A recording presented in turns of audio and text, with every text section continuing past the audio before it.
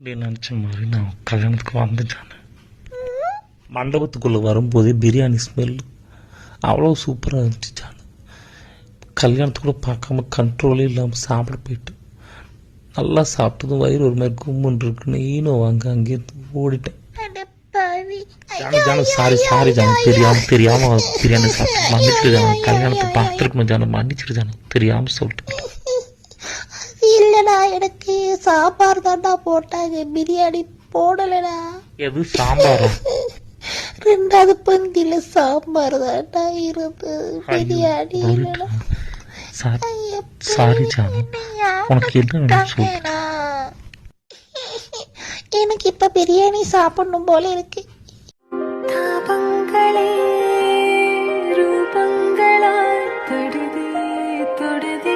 இப்படி குறி கேட்க யாரோ டப்பிங் கொடுக்கறாங்க.